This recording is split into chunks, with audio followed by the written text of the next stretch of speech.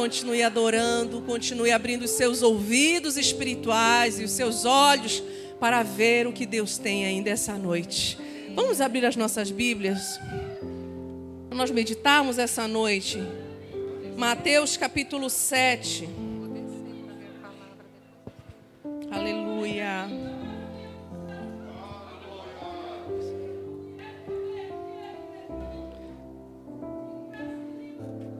Aleluia. Mateus capítulo 7, versículos 24 a 29. Aleluia. Diz assim: todo aquele, pois, que ouve estas minhas palavras e as pratica, será comparado a um homem prudente, que edificou a sua casa sobre a rocha. E caiu a chuva, transbordaram os rios, sopraram os ventos e deram com ímpeto sobre aquela casa, que não caiu, porque fora edificada sobre a rocha. E todo aquele que ouve estas minhas palavras e não as pratica, será comparado a um homem insensato, que edificou a sua casa sobre a areia. E caiu a chuva, transbordaram os rios, sopraram os ventos e deram com ímpeto sobre aquela casa, e ela desabou, sendo grande a sua ruína. Quando Jesus acabou de proferir estas palavras, estavam as multidões maravilhadas da sua doutrina, porque ele as ensinava como quem tem autoridade, e não como os escribas. Amém. Podeis assentar, queridos. Aleluia.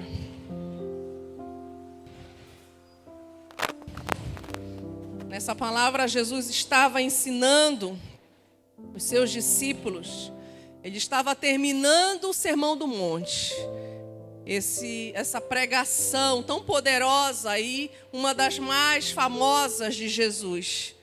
E ele estava nesse ponto e dando as suas últimas instruções sobre tudo que ele tinha ensinado. Ele já havia ensinado sobre vida cristã, sobre moral, sobre economia. Ele já havia ensinado sobre costumes. Ele já havia ensinado sobre muitas coisas. E esse final, ele resolveu resumir tudo que ele havia falado nessas palavras. Essa última parte é exatamente sobre a prática. Porque eles ouviram muitas coisas. Jesus falou sobre muitas coisas. Mas ele queria que se nada ficasse, mas ele queria que o resumo de tudo fosse: de tudo que você ouviu, você precisa praticar. Tudo que você ouve, você precisa praticar. Tudo que você ouve de Deus, tudo que você recebe do Senhor. Nós viemos aqui todos os domingos, nós viemos aqui às vezes nas quartas, nas sextas, várias vezes durante a semana nós estamos aqui ouvindo a palavra do Senhor. E Jesus diz para nós: você precisa ouvir e praticar. Se não praticar, é como um insensato, é como um tolo. E se praticar, é como um sábio. Então ele trouxe duas comparações de dois homens. Dois homens que ouviram a palavra de Deus, que receberam uma missão. Qual foi essa missão? Construir uma casa. Esses dois homens, eles estavam com os mesmos recursos, eles tinham a mesma missão. Eles estavam com uma mesma área, vamos dizer assim, com as mesmas oportunidades. E Jesus ensina que esses dois homens obedeceram. Os dois construíram duas casas. Só que essas duas casas, elas tiveram uma diferença. Porque as aflições, as tempestades, as adversidades que vieram sobre a sua casa, sobre essas duas casas, em que o texto fala, foram as mesmas. O texto é exatamente o mesmo. Veio a chuva, a tempestade e as enchentes sobre estas duas casas. Mas o resultado para essas duas pessoas foi completamente diferente. E a gente se pergunta, Jesus estava querendo nos ensinar alguma coisa sobre isso. Por que o resultado foi diferente? O que tinha numa casa que não tinha na outra? vamos meditar um pouquinho sobre isso. Por que eles tiveram esses resultados diferentes? O modo como cada um resolveu edificar a sua casa. A Bíblia diz que edificou sobre a rocha, e o outro edificou sobre a areia. E por que há tanta diferença nesses dois materiais, nesses dois lugares onde ele resolveu fazer essa casa? Quando eu estava lendo esse texto, eu me lembro da minha infância. Na EBF, na escola dominical, quando as tias pregavam sobre esse assunto. Sempre na figura, eu não sei se quem já nasceu no Evangelho vai lembrar disso. A figurinha era uma casa em cima de uma pedra. Tinha uma pedra muito grande e a casinha estava em cima da pedra. E a tia ensinava, olha, tem que construir a casa sobre a rocha, porque a rocha é firme. E a outra casinha era numa areia, geralmente na praia, assim. E nós, como crianças, nós aprendíamos daquela forma. Sabíamos que a pedra era mais segura e a areia também. Só que o tempo de criança passou. E quando nós começamos a aprofundar nas Escrituras, nós lemos lá no mesmo tempo, mas em outro livro, Lucas, capítulo 6, 46 a 49, diz assim: o homem cavou, abriu uma profunda vala e lançou o alicerce sobre a rocha que encontrou. E aí toda a minha infância foi por água abaixo. A pedra não ficava em cima da superfície, ficava muito embaixo. Ela foi cavada nas profundezas da terra. Cavou e cavou muito até achar a rocha. Para quem olha agora, vamos mudar a nossa visão. A casinha não está sobre uma rocha, sobre a superfície. As duas casas, quando nós olhamos, elas têm a mesma aparência, não é? A casa sobre a rocha, que foi cavada e construída, e a casa que foi construída sobre a areia. A aparência das duas é a mesma. Só que nós sabemos pela palavra que uma delas, ela foi tido mais trabalho, ela teve um esforço maior para ser construído. Por quê? Porque a pessoa sabia que ela precisava de segurança naquela casa. Ela precisava que aquela casa aguentasse todas as intempéries, aguentasse a chuva, a enchente, e ela sabia que apenas cavando e fazendo um alicerce muito forte e profundo, ela conseguiria isso. Quem é construtor, quem é engenheiro, sabe disso. Se nós não construirmos um alicerce muito bem feito, a casa ela racha, ela cai, ela desmorona. Então, precisa construir um alicerce forte. Então, nós vemos que essas duas pessoas, Jesus estava nos ensinando, as duas serviam a Jesus, as duas viviam e conheciam a palavra. As duas, talvez, elas frequentassem reuniões, elas ouviam a palavra, elas sabiam que Jesus era o Cristo. Mas quando veio os intempéries, quando veio a tribulação, quando veio talvez as situações da vida que nós passamos, doença, nós passamos por coisas naturais que acontecem com todas as pessoas, com o ímpio e com o crente. Todas as coisas boas e mais acontecem conosco. Então, quando vêm as tribulações da vida sobre aquele que não tem um alicerce, sobre aquele que construiu na areia, ele não suporta. Duas pessoas que servem a Cristo, que ouvem todo domingo a palavra, mas uma delas não suportou. Uma delas durante a tribulação, uma delas quando veio a ventania forte, ela não aguentou. Ela foi caída, destruída. Foi grande a ruína, como fala a palavra do Senhor. E a gente se pergunta às vezes, mas aquele irmão estava aqui com a gente todo domingo, o que aconteceu? A gente não entende. E a palavra de Deus nos dá uma dica: alicerce.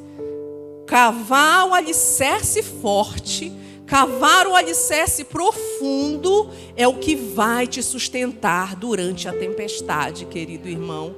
É o que vai te sustentar na hora em que você não vê as paredes onde se segurar.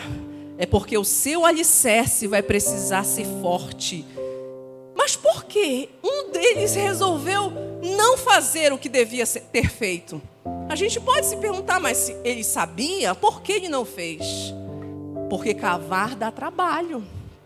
Porque buscar alicerce profundo dá trabalho, não é tão simples assim. Na vida espiritual, a gente precisa saber que para encontrar alicerce profundo, para ser de Deus e ter a base firme, não é tão fácil assim. Se fosse, as nossas igrejas estariam lotadas e o mundo já estaria diferente, porque a vida cristã ela também é ganha com esforço. Com o nosso esforço, o Espírito Santo, Ele nos ajuda na caminhada. A graça do Senhor renova nossas forças. A misericórdia do Senhor, ela se renova a cada manhã. Mas para isso nós precisamos nos esforçar.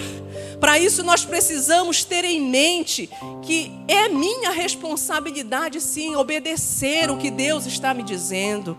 Então, se Ele me fala que para que eu possa ter um alicerce profundo, eu preciso cavar, eu tenho que cavar. Mesmo que me dê trabalho, mesmo que me custe, às vezes, abrir mão da minha vontade, abrir mão dos meus gostos. Não, mas eu não queria fazer isso agora, não. Ler a Bíblia. Poxa, reunir com a minha família, eu vou perder um dia da minha semana para reunir, para orar com a minha família. Alicerce, base. Mas eu vou ler a Bíblia todo dia, eu preciso mesmo ter esse tempo de meditação? Alicerce, você está cavando quando você faz isso. Não subestime sua vida espiritual, querido irmão. O alicerce precisa ser cavado. Porque quando vier a tempestade, é Ele que vai te sustentar, é essa rocha que você achou e construiu as bases da sua vida, as bases da sua família, as bases do seu negócio. É nessa rocha firme, inabalável. E nós só encontramos na palavra do Senhor, só encontramos em Jesus essa base. Sem ela, nós ficamos como quem constrói realmente na areia. Onde qualquer vento, as crianças aqui e os adultos também que já construíram castelinhos de areia, sabe como é. A gente constrói e fica olhando a onda, porque a hora que a onda vier já acabou o teu trabalho, já foi. O castelinho destrói completamente. É assim que a casa construída sobre areia, porque tudo que não é Jesus é areia. Tudo que você constrói a sua vida, embaseia a sua existência, faz com que seja a essência da sua vida, que não é Jesus, é areia. E a areia não resiste o dia mau. A gente pode ficar falando, não, pastora, mas espera lá, que tempestade não passa na minha vida, não. Sou guardada pelo Senhor, o Senhor me protege. Queridos, tempestade, dia mau, aflição, não é uma questão de ser. É uma questão de quando. Quando é que a tempestade vai chegar na minha e na sua vida? É simples, ela vai acontecer. O dia mau vai chegar. O dia da aflição vai chegar. E aí a pergunta é, nós estamos preparados para isso? Ou nós somos aqueles crentes mimados que, não, se acontece alguma coisa a gente já fica querendo, não, Jesus não está mais comigo, Ele esqueceu de mim. Ele nunca esqueceu de você. Como Ele pode esquecer do filho dele que Ele ama? Ele nunca esqueceu. O que acontece é que Ele nos quer maduros. Alguém falou sobre fé madura aqui. Ele nos quer uma fé madura, Ele não nos quer crianças sempre mimadas, que quando não fazem a nossa vontade, a gente bate o pé e já vira as costas. Ele quer que a gente seja firme e constante na sua obra, firme e constante na caminhada. Mas só seremos assim se nós cavarmos. Se nós cavarmos. Então uma das pessoas não quis cavar.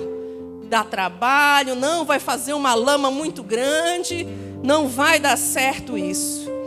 O insensato, ele não quis ter esse trabalho. O insensato, ele preferiu fazer do jeito dele, porque ele não, se ele conseguiu construir aquela casa, eu vou conseguir também, vou fazer do meu jeito, porque eu sei fazer. Ele não se preocupou com as horas investidas daquele homem que resolveu cavar. E se esse homem resolveu cavar, o tempo de elevação dessa casa foi diferente, certo ou errado? Quando a gente cava, o tempo que a gente usa até a gente ver a construção, quem já construiu sabe. Quando nós estávamos construindo esse templo aqui, eu me lembro, meu Deus, a gente já tinha gasto tanto e a gente não via nada ainda. Porque era cavando, era sapatas e mais sapatas que tinham que construir aqui para que ficasse firme. A mesma coisa aqui, quando começaram a construir estacionamento, a gente não via resultado. Até agora, quando nós vemos as lajes, parece que a gente não vê resultado. Por quê? Porque está tudo, muita coisa está lá embaixo. 30%, 40% da construção está lá embaixo. Mas está lá embaixo porque nós investimos em segurança.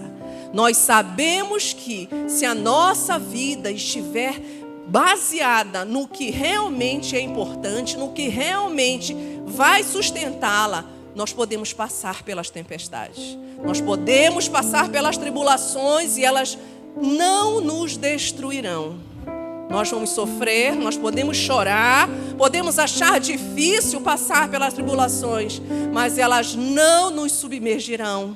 O Senhor estará conosco e nós estaremos firmes, porque nós resolvemos cavar antes de ver a edificação feita. E esse tempo que foi gasto, investido, vamos usar um outro termo, é para você, querido, é para mim, é para a nossa vida, não é perda de tempo. Talvez o insensato olhou e disse, não, isso é perda de tempo, eu não vou fazer assim, eu vou fazer mais rápido. E ele resolveu fazer mais rápido. E quando as pessoas elas veem resultados rápidos na nossa vida, eles dizem, olham assim e dizem, eu acho que foi sorte, né? Quando vem uma pessoa, passou num concurso, um concurso que era muito esperado, um concurso que a pessoa estava esperando. Tu tiveste muita sorte. Sorte? E as madrugadas que a pessoa estava estudando, deixando de fazer o que os outros estavam fazendo, porque achavam que não precisava. O tempo investido, o tempo que a pessoa lutou por aquilo, ninguém viu, ficou no secreto dele. O tempo que você investe na vida espiritual, na sua, e o tempo que eu invisto na minha vida espiritual é no meu secreto com o Senhor. A minha vida de oração é no secreto com o Senhor. A minha meditação com o Senhor é no meu secreto. Ninguém precisa ver, mas nós estamos cavando. Quando alguém chega com você, talvez, e te julga, eu não vejo você orar, você não é uma mulher de oração. Como você pode falar isso? Se a nossa vida de oração é no nosso secreto. Ninguém pode julgar um outro e dizer que não é uma pessoa de oração. Porque nós estamos cavando e nós estamos investindo na nossa vida. Porque nós queremos sustento do Senhor. Nós queremos viver e ser um homem sábio, uma mulher sábia, que edifica a sua casa na rocha. Não quero ser tola. Vamos deixar essa tolice de lado, queridos irmãos. Deixar a insensatez de lado. E qual é a tolice e a insensatez? É ouvir, ouvir, ouvir e não praticar. É ouvir, ouvir, ouvir e ficar apenas consigo e entrar por aqui, sair por aqui. Não trazer para si esses momentos que vão te ajudar a fortalecer a tua fé. Esses momentos que ninguém vai ver, mas você sabe e o Senhor sabe. E na hora que a vitória vier, na hora que você se sustentar e as pessoas olharem e dizer, como ela consegue passar por tudo isso e estar de pé? É o Senhor. É quando você estava cavando os seus alicerces e você encontrou a rocha. Encontrou a rocha e é ela que te sustenta hoje e para sempre. E essa rocha é Jesus Cristo, nosso Senhor. Aleluia. Alguns podem também, hoje nós estamos comemorando 18 anos de casamento. Glória a Deus. Aleluia, bendito seja o Senhor. Te amo, Jeanelson.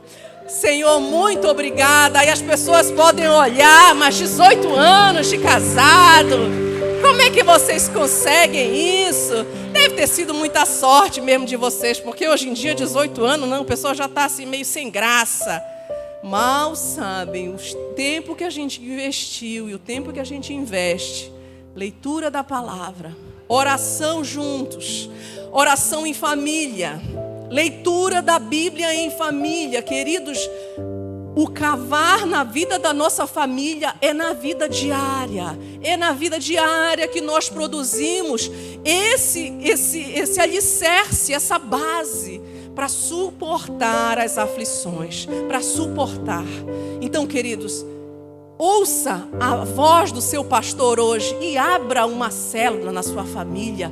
Cave, invista. Não fique apenas olhando de braços cruzados e vendo o inimigo levar o teu filho para fora da tua casa. Quando você vê a mente dos seus filhos, ela já está com valores completamente diferentes. Você olha e ela te fala coisas. Mas onde ela aprendeu isso? Como é que ela está falando essas coisas que eu nunca ensinei? Porque está faltando a gente ensinar mais.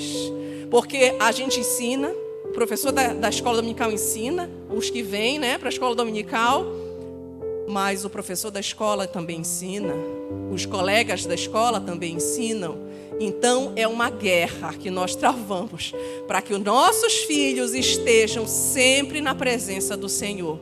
Então invista, cave para que você possa ter esse sustentáculo na sua casa também.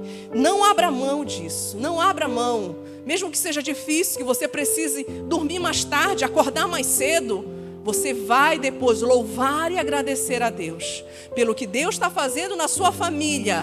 Mesmo quando as pessoas todas vão olhar e vão dizer: não, mas vocês oram demais, né, irmã Marlene? Para que vocês oram tanto? Tem umas pessoas que chegam e não sei por que vocês oram tanto. Nós é que sabemos o investimento que nós fazemos na nossa família. Cada um de nós, na verdade, sabe o investimento que a gente faz na nossa família e o resultado que a gente quer. A palavra, ela nos orienta. Nós podemos ter um resultado, podemos ter outro. E você segue o caminho que você decidir. Mas Jesus, ele nos ensina que se você investir, você vai ter um resultado. Se você cavar, se você achar a rocha, você vai ter um resultado positivo na sua vida. Aleluia, glória a Deus. Cavar, além de dar muito trabalho, ninguém vê. Sabe aquela coisa de assim, não, para que eu vou fazer isso? Não vão me ver. Né? A nossa cultura das redes sociais, dos selfies. Não, ninguém vai ver eu fazendo isso. Eu preciso ver uma coisa que as pessoas me vejam, que as pessoas curtam, que deem like. Eu preciso de likes, eu sou movida a isso. Essa cultura do imediatismo, essa cultura de que eu quero aparecer, atrapalha às vezes a nossa caminhada. Porque o cavar não vai ver. E o cavar, ele não é bonito. Não dá para você tirar um selfie de você cavando e querer postar, porque não é bonito. É terra ao redor, é lama, é buraco. Não é legal colocar no Instagram. Mas nós precisamos fazer isso. Precisamos investir esse tempo, mesmo que não seja bonito. As duas casas, olhando de longe, elas são lindas. E elas são bonitas quando se olha por fora.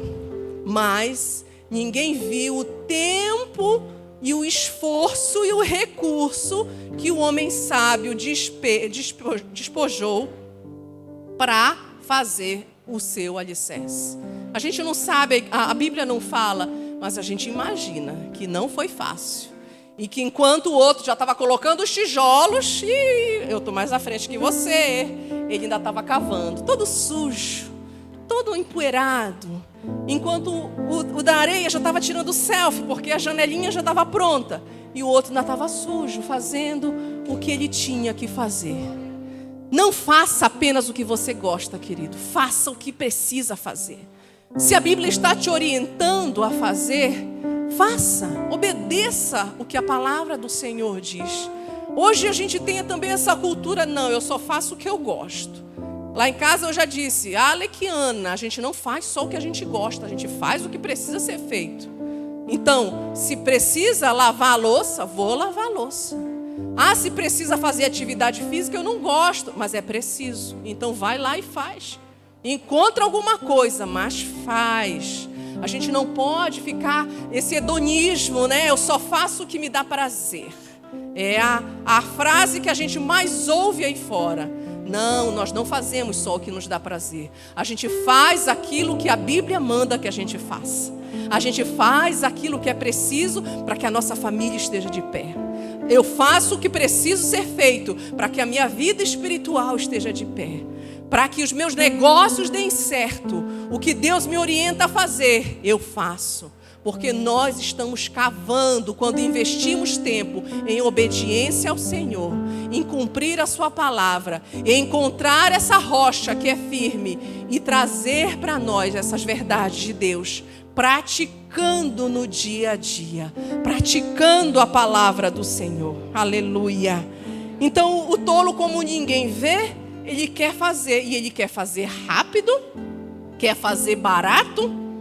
Por quê? Porque ele recebeu os mesmos recursos, não foi? Ele disse, mas eu vou economizar aqui no alicerce. Não precisa, né? Não precisa de alicerce, eu vou dar uma economizada, não vai sobrar dinheiro. Onde ele usou o recurso que sobrou? Usou em si próprio. Onde nós estamos usando os recursos que Deus nos deu, quando nós não fazemos o que é preciso fazer? Nas nossas vontades, estamos usando em nós mesmos, estamos usando horas e horas, passando o feed das nossas redes sociais, ou horas e horas fazendo qualquer outra coisa, televisão, qualquer outra coisa, que não é cavar, que não é edificar a sua casa na rocha, que não é buscar a rocha para que na hora da tempestade a sua vida esteja firme, para que a sua vida não seja destruída. É uma palavra um pouco forte, eu sei, mas a gente precisa pensar sobre isso, a gente precisa refletir onde eu estou aplicando os recursos que Deus me deu. Que recursos são esses? São as 24 horas do meu dia? É a minha inteligência? São os meus dons, é a aplicação, as necessidades que a minha família tem, que às vezes eu não supro, porque eu estou cuidando apenas dos meus interesses. As necessidades espirituais, as necessidades emocionais da minha família, eu deixo de lado. Não, eu tenho que cuidar de mim, porque eu sou importante, porque eu preciso. Quantos de nós precisamos olhar para nós mesmos e identificar onde está indo esse recurso que eu estou economizando lá no alicerce? Para onde está indo? E tomar posse novamente desse recurso. Esse recurso está na sua mão. Ele é seu, ele foi entregue para você. Não abra mão dele. Não abra mão dele para fazer apenas coisas que não vão te edificar. Coisas que vão, no futuro, talvez até trazer prejuízo para suas famílias. E o Espírito Santo vai te dizer o que é isso. Não sou eu que vou dizer. O que está atrapalhando a tua vida, está te fazendo parar de cavar. Talvez você tenha desistido. Eu até fazia essas coisas, mas eu não vi resultado. É porque dá trabalho, querido. É porque demora, não é rápido. Quantos anos Jesus teve de ministério? 3. Com quantos anos ele começou o ministério dele? 30. Foram 30 anos de preparação para 3 de ministério. E a gente está reclamando. Senhor, tu não está me vendo. Eu estou aqui orando há 2 meses por isso e tu não me vês. Eu estou orando aqui, Senhor, por essa causa e você não ouve. 30 anos, irmão. E a gente quer que as coisas sejam rápidas. 30 anos Jesus se preparou, Jesus cavou. Ele se preparou para se entregar por nós. E durante 3 anos da vida dele, ele dedicou a sua vida a falar do seu amor, a falar e a nos ensinar a vida abundante que ele tem para nós. E essa vida abundante inclui praticar o que Ele tem ensinado. Ser um sábio, deixar a tolice de lado e ser sábio e praticar, e cavar, e edificar a sua casa, minha casa, sobre a rocha. Aleluia, glória a Deus, aleluia. Então, querido, invista nos seus alicerces, invista tempo nisso. Não importa se vai demorar 30 anos, espero que não. Mas o Senhor é o Deus do tempo. O tempo dele é completamente diferente do nosso. Mas nós precisamos continuar firmes. E se eu vou esperar um tempo maior, que eu espere firme, isso é lógico. Então, se eu precisar esperar, então fortaleça a sua vida. Se eu vou precisar esperar um tempo que eu não sei, eu preciso, então, obedecer a Jesus, praticar o que Ele me fala, edificar a minha vida, porque eu não sei quanto tempo eu vou precisar esperar para a bênção do Senhor vir, para que Ele cumpra a sua total promessa na minha vida. Ele já tem cumprido muitas promessas. Eu sei que cada um de vocês aqui tem visto e tem ouvido todas as promessas do Senhor e continue crendo. Quem tem promessa do Senhor aqui? Eu tenho promessa e eu aguardo e eu sei, porque a palavra do Senhor, ela não volta vazia. Ele não é homem para que minta, Ele não é filho do homem para que se arrependa. Deus é Deus e Ele vai fazer aquilo que apraz a sua vontade. Nós somos filhos e os filhos, eles ouvem e obedecem ao Pai. Eles ouvem e obedecem o Pai. Então invista, querido, nos alicerces da sua vida. Naquilo que você tem visto, que você sabe que fortalece a tua vida. Leitura da palavra. Orar com a sua família. Jejum, fortaleça a sua vida no jejum. A gente precisa descobrir o poder que há em mortificar a nossa carne. E nesse tempo que a gente deveria estar comendo, nós estamos nos alimentando do Senhor. Nesse tempo que a nossa carne deveria estar sendo alimentada, nós estamos nos fortalecendo do Espírito Santo de Deus. Isso é cavar, querido. Se você tem dúvida sobre o que é cavar, eu estou te falando. Isso é cavar para que ache a rocha eterna. Agora, deixa eu te dizer, nenhum de nós tem capacidade de sair daqui com a força do nosso braço e dizer, agora sim, agora que a pastora falou, vou cavar. Agora pode esperar 5 da manhã, na segunda-feira estou lá, acordado, para cavar, para orar, para jejuar. Não é na força do nosso braço, nenhum de nós consegue fazer isso. Se nós tentarmos, nós vamos fracassar e vamos ficar decepcionados conosco mesmo, porque, poxa, eu tentei, não consegui. Mas nós vamos na força daquele que já abriu o caminho para nós. Nós vamos na força de Jesus Cristo, a rocha que nos foi entregue. Lá em Hebreus 5, 8, 9 diz, embora sendo filho, aprendeu a obediência pelas coisas que sofreu, e tendo sido aperfeiçoado, tornou-se o autor da salvação, aleluia, da salvação eterna para todos os que lhe obedecem. Essa rocha, Jesus Cristo, é a rocha que vai lhe ajudar. É a rocha que vai te ajudar. Quando você cavar e encontrar Jesus, Ele é que vai te fazer vencer. Ele é que vai te fortalecer. Não adianta nós tentarmos fazer com as nossas forças, porque a gente vai se decepcionar. Mas Ele foi que preparou o caminho quando Ele se entregou. E a salvação que Jesus abriu para nós, nos abriu oportunidades para que nós pudéssemos edificar. E agora nós podemos edificar bem. Agora, em Jesus, nós podemos edificar sobre a rocha. Nós temos nele o sustentáculo. Nós temos nele o abrigo que nós precisamos nas horas aflitas, nas tempestades. É Ele que vai nos fortalecer, queridos. Não é ninguém mais. Então, onde é que nós temos colocado nosso sustento? Será que nós temos colocado em Jesus realmente? Ou será que nós temos colocado no nosso emprego, na nossa família, no nosso marido, nos nossos filhos? Tudo aquilo que substitui o lugar de Deus na sua vida é o seu Deus. Vou falar de novo. Tudo aquilo que você coloca no lugar de Deus o seu Deus. Você está idolatrando aquilo. Se Deus não pertence, se Deus não está no primeiro lugar da sua vida, alguma outra coisa está.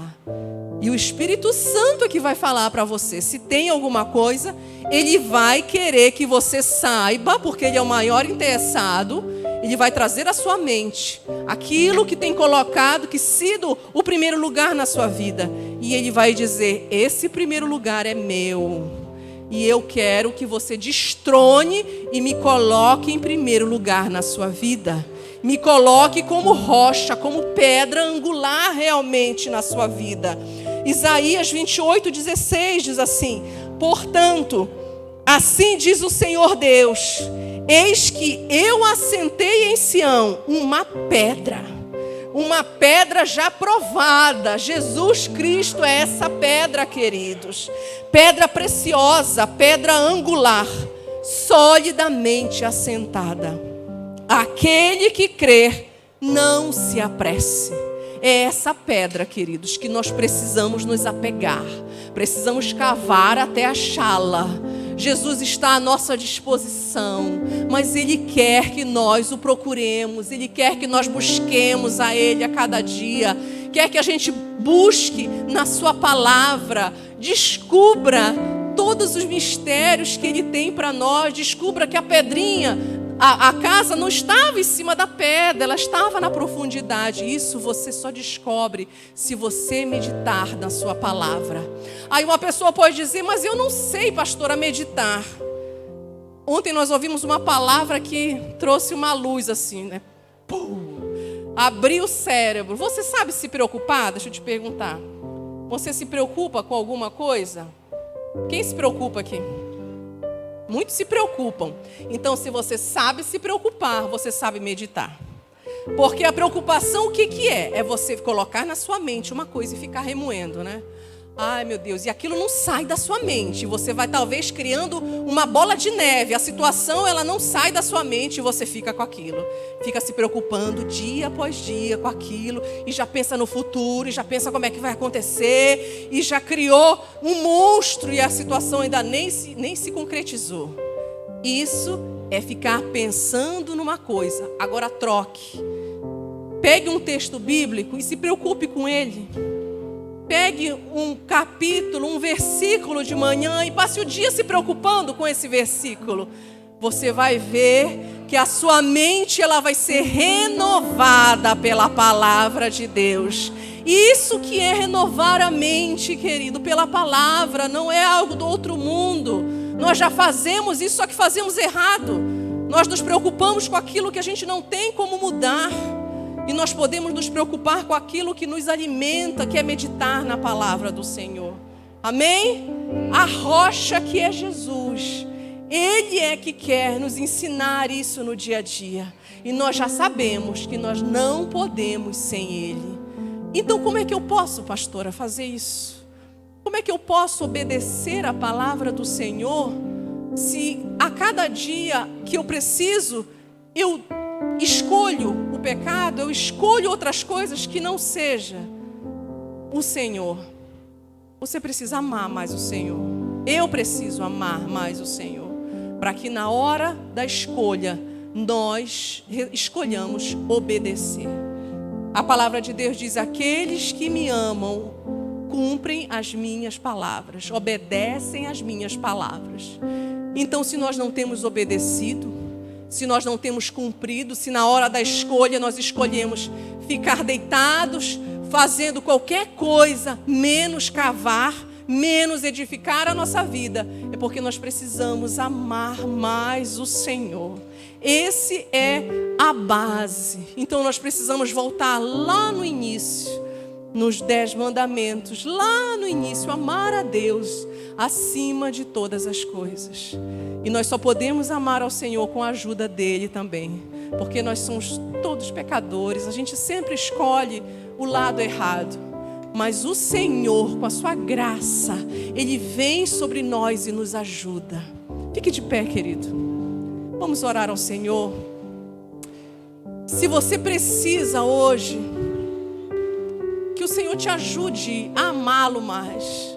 Se você precisa hoje, se essa palavra fez algum sentido para você, e você quer dizer para o Senhor hoje que você quer cavar até encontrar essa rocha que é Jesus, essa rocha angular, essa rocha que já foi há muito tempo entregue para nós, de uma maneira totalmente sacrificial e com um amor incondicional. Ele não pensou em nada para entregar a vida por nós.